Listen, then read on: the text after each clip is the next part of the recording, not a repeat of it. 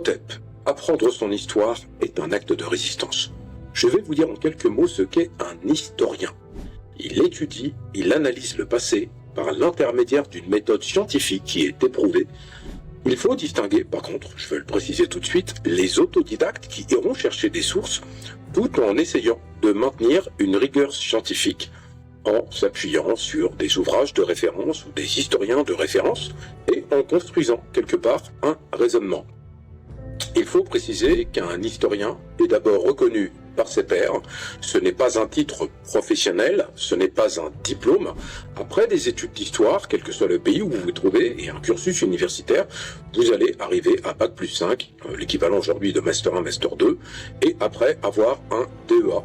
Moi, par exemple, j'ai connu l'époque du DEA, le diplôme d'études approfondies.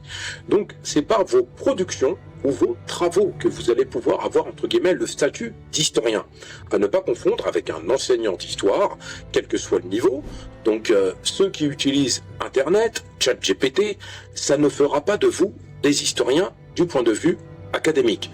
Au-delà des études d'histoire, qui vous donnent quand même un support, une méthode pour pouvoir appréhender un domaine, une époque, des faits historiques, à l'aune justement du savoir universitaire ou universel, et qui vont vous permettre de construire toute cette pédagogie et toute cette science qui pourront vous qualifier en tant qu'historien, soit un historien autodidacte, soit un historien académique. Quand vous enseignez, vous êtes professeur par exemple à l'université, peu importe, vous pouvez être professeur d'histoire sur des segments bien particuliers, parce que comme je le disais, dans le cadre de la recherche, après le DEA, vous allez avoir cette volonté, par exemple, si vous avez atteint ce niveau, de devenir chercheur, en vue de produire et de soutenir une thèse. Vous serez ce que l'on appelle un doctorant, et quand vous aurez soutenu cette thèse devant un jury, vous serez docteur en histoire dans le domaine de la thèse que vous avez soutenue. Par exemple, dans mon cas, ce fut les traites négrières. Donc, pourquoi je le précise, c'est que l'on ne peut pas, en tant qu'historien, être spécialiste de tout.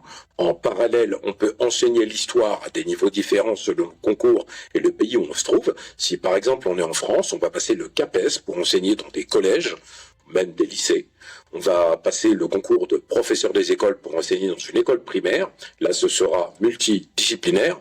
Et on pourra aussi enseigner à l'université avec une agrégation ou au lycée ou être maître de conférence. En tout état de cause, quand vous êtes professeur, vous êtes soumis, entre guillemets, à un référentiel. Vous êtes professeur d'histoire et géographie, par exemple au collège. Vous ne pouvez pas vous permettre tout d'un coup